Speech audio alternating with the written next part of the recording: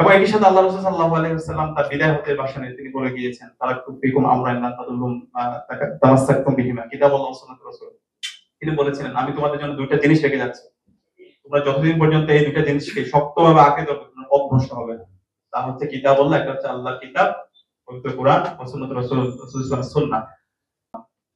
Samuel P হান্টিংটনের উপর পড়াশোনা হতো, কিন্তু আল্লাহ এবং আল্লাহ রাসূল সাল্লাল্লাহু আলাইহি ওয়াসাল্লামের উপর পড়াশোনা করা, সিরাত চর্চা করা, সিরাতের উপর কথা বলা এক ধরনের অবশ্যই নিষেধাজ্ঞা ছিল। এবং ইতিমধ্যে আমাদের স্যার আলোচনা করেছে, আমরা দেখতে পেয়েছি বিগত সময়ে ঢাকা বিশ্ববিদ্যালয়ে আমরা যখন কোরআনের আয়োজন করেছিলাম অথবা মিলাদুন নবী উপলক্ষে যখন আমরা আয়োজন করেছিলাম, সেই আয়োজনে শোকজ করা হয়েছিল শিক্ষার্থীদের এবং বিশ্ববিদ্যালয়ের ডিপার্টমেন্ট। এইভাবে আমাদেরকে বিগত 16 বছরে আমাদের ইসলামের সিম্বল, আমাদের যে অধিকার, সে অধিকারকে কেড়ে নেওয়া হয়েছিল। এবং এখানে আমাদের উপর সাংস্কৃতিক ভাবে আমাদের উপর এক ধরনের কালচারাল হেজিমনি, সেটা হচ্ছে কলকাতার যে সংস্কৃতি, সেটা আমাদের উপর চাপিয়ে দেওয়ার চেষ্টা করা হয়েছিল। তো আলহামদুলিল্লাহ আজকে জুলাই বিপ্লবের মাধ্যমে আমরা আজাদী পেয়েছি।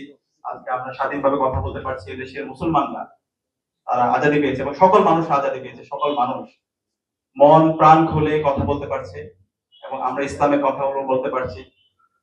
আজকে আমরা শহীদদের শ্রদ্ধার সাথে স্মরণ করছি। আল্লাহ পাক সুবহানাহু ওয়া তাআলা সকল শহীদদের জান্নাতুল ফেরদৌসে মেহমান হিসেবে কবুল করুন। আল্লাহুম্মা আমিন।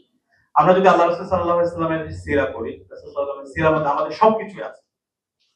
আল্লাহ তাআলা কোরআনের মধ্যে বলেছেন, লাকাদ কানা লাকুম ফি রাসূলিল্লাহি উসওয়াতুন হাসানাহ। তোমাদের জন্য আল্লাহ রাসূল সাল্লাল্লাহু আলাইহি ওয়াসাল্লামের মাঝে রয়েছে সর্বোত্তম অনুকরণীয় আদর্শ। আমাদের ব্যক্তিগত জীবন, সমাজ জীবন, রাষ্ট্রীয় জীবন, সব জীবন, প্রত্যেকটা কথা আল্লাহ রাসূল সাল্লাল্লাহু আলাইহি ওয়াসাল্লামের জীবনের মধ্যে আমরা খুঁজে পাই। আমরা যদি আল্লাহ রাসূল সাল্লাল্লাহু আলাইহি ওয়াসাল্লামের জীবনে দেখি, তিনি সবচেয়ে বেশি ফোকাস করেছেন জ্ঞান অর্জনের প্রতি। রাসূল সাল্লাল্লাহু আলাইহি ওয়াসাল্লামের উপর যখন ওহী নাযিল হয়, প্রথম যে ওহী নাযিল হয় সেটা হচ্ছে ইকরা, সূরা আলাকের প্রথম পাঁচ আয়াত। পড়ো তোমার প্রভুর নামে, যিনি তোমাকে সৃষ্টি করেছেন। এবং আমরা দেখতে পাই ইসলামের ইতিহাসে যে প্রথম যুদ্ধ, বদরের যুদ্ধ, সেই বদরের যুদ্ধে যে বন্দীদেরকে রাখা হয়েছিল, বন্দীদেরকে যখন মুক্তি দেওয়া হয়, যারা মুসলমানদেরকে, যে সমস্ত বন্দীরা শিক্ষা দিচ্ছিল, তাদেরকে সবার আগে মুক্তি দেওয়া হয়। এবং আমরা যে দোয়া পড়ি, আল্লাহ রাসূল সাল্লাল্লাহু আলাইহি ওয়াসাল্লাম আমাদেরকে যে দোয়া শিখিয়েছেন, সেই দোয়ার মধ্যে আমরা যদি এই দোয়া সবসময় পড়ি, আল্লাহুম্মা ইন্নী আসআলুকা ইলমান নাফিয়া ওয়া রিজকান তাইয়্যিবা ওয়া আমালান মুতাকাব্বালা। আমাদেরকে এমন দোয়া শিখিয়ে গেছেন যে এলমটা মানুষের উপকারের কারণ হয়। আমরা যারা বিশ্ববিদ্যালয়ের শিক্ষার্থী আছে, এখান থেকে আমাদের অনেক বড় শিক্ষা আছে। আমরা যে পড়াশোনা করছি, আমরা যে ঢাকা বিশ্ববিদ্যালয়ে পড়াশোনা করছি, আল্লাহ তাআলা আমাদেরকে এত বড় একটা প্রতিষ্ঠানে পড়াশোনার সুযোগ করে দিয়েছে। আমাদের এই এলম, আমাদের এই জ্ঞান অর্জন যেন সমাজের কল্যাণের কারণ হয়, উপকারী জ্ঞান। আমরা দেখতে পাই আমরা অনেকে শিক্ষিত হই অনেক বড় বড় জায়গায় যাই, কিন্তু আমাদের এই এলমটা মানুষের উপকারের কারণ হয় না, মানুষের অভিশাপের কারণ হয়। এখান থেকে শিক্ষা হচ্ছে আমরা যে জ্ঞান অর্জন করবো, আমরা সবাই চাকরি বাকরি করবো, সবাই বিভিন্ন পজিশনে যাব, কিন্তু আমাদের নিয়তটা যেন সহি থাকে। আমি যে পজিশনে যাই না কেন, সেই পজিশনে গিয়ে যেন আমি সমাজের সোর্স অফ বেনিফিটের কারণ হয়, কল্যাণের কারণ হয়, আমার মাধ্যমে কোনো যেন অকল্যাণ না হয় না, সেই ধরনের শিক্ষা আল্লাহ রাসূল সাল্লাল্লাহু আলাইহি ওয়াসাল্লামের সিরাত থেকে আমরা পাই। দ্বিতীয়ত আমরা দেখতে পাই আল্লাহ রাসূল সাল্লাল্লাহু আলাইহি ওয়াসাল্লামের পুরো জীবন জুড়ে তিনি ইনসাফ এবং আদালতের কথা বলে গিয়েছেন। আল্লাহ রাসূল সাল্লাল্লাহু আলাইহি ওয়াসাল্লামের কাছে একটা সুপারিশ আসছিল একজনের ব্যাপারে, যে বলা হচ্ছিল একজন দোষী মহিলা, তাকে ক্ষমা করার ব্যাপারে সুপারিশ আসছিল। তখন আল্লাহ রাসূল সাল্লাল্লাহু আলাইহি ওয়াসাল্লাম বলছিলেন, আমার মেয়ে ফাতেমা যদি এই সুপারিশ করে, আমি তার হাত কেটে ফেলব। এই জন্য ইনসাফ এবং আদালতের ব্যাপারে তিনি স্ট্রিক্ট ছিলেন। তো আমাদের এখানে শিক্ষা হচ্ছে আমরা সবসময় ইনসাফ এবং আদালতের পক্ষে অটল থাকি, কারোর প্রতি কোনো জুলুম না করি, কোনো ধরনের যেন বৈষম্য না করি। সেটা হচ্ছে আল্লাহ রাসূল ইসলামের জীবন থেকে শিক্ষা। আমরা এখানে ঢাকা বিশ্ববিদ্যালয়ে যারা আছি, আমরা আগামীতে রাষ্ট্রনায়ক হব, আমরা রাষ্ট্রের বিভিন্ন পজিশনে যাব, এই জায়গায় গিয়ে আমরা যেন কোনো ধরনের জুলুম না করি। এবং যে পজিশনে থাকি, আমি যদি পরিবারের একজন সদস্য হই, পরিবারের সকল মানুষের উপর যেন আমি ইনসাফ কায়েম করি।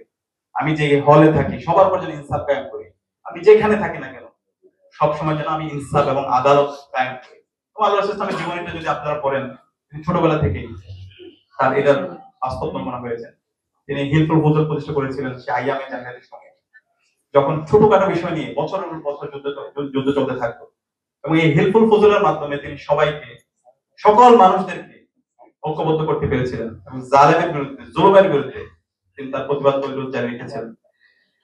এরপর আল্লাহ রাসূল সাল্লাল্লাহু আলাইহি সাল্লামের যদি আমরা জীবনে দেখি, তিনি ঐক্য এবং ভ্রাতৃত্বের অনন্য প্রতীক ছিল। সবাইকে নিয়ে যে একসাথে চলা, আল্লাহ রাসূল সাল্লামের যদি মাদানী জীবন আমরা পড়ি, রাসূল সাল্লামের যে মদিনা রাষ্ট্র, সেখানে তিনি সবাইকে নিয়ে একসাথে তিনি চলেছেন।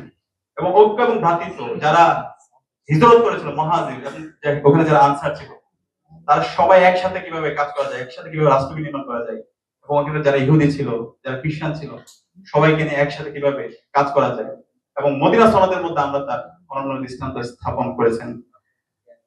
এর পাশাপাশি আমরা যদি আল্লাহ রাসূল সাল্লামের নেতৃত্ব দেখি, তার যে নেতৃত্বের প্রভাব, তিনি শুধু কথা বলেন নাই, তার কাজের মাধ্যমে তিনি বাস্তবায়ন করেছেন। আমরা জানি হুদায়বিয়ার সন্ধি, আমরা দেখেছি খাইবারের যুদ্ধ, আমরা দেখেছি খন্দকের যুদ্ধ।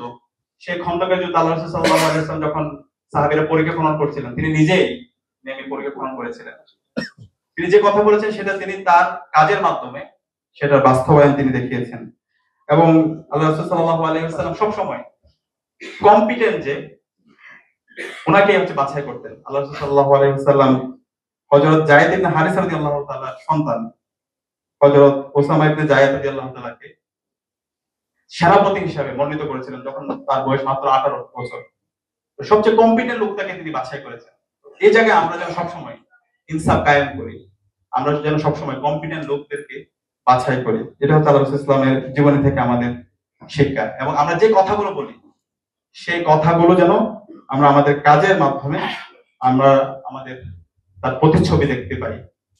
এবং একই সাথে আল্লাহ রাসূল সাল্লাল্লাহু আলাইহি ওয়াসাল্লাম তার বিদায় হতে ভাষণে তিনি বলে গিয়েছেন, তারাকতু ফিকুম আমরান লা তাদুল্লুম তামাসসাকতুম বিহিমা কিতাবুল্লাহ ওয়া সুন্নাতুর রাসূল। তিনি বলেছিলেন, আমি তোমাদের জন্য দুইটা জিনিস রেখে যাচ্ছি, তোমরা যতদিন পর্যন্ত এই দুইটা জিনিসকে শক্তভাবে আঁকড়ে ধরবে, তোমরা পথভ্রষ্ট হবে না। তা হচ্ছে কিতাবুল্লাহ, একটা হচ্ছে আল্লাহর কিতাব পবিত্র কোরআন, ওয়া সুন্নাতুর রাসূল সাল্লাল্লাহু আলাইহি ওয়াসাল্লামের সুন্নাহ।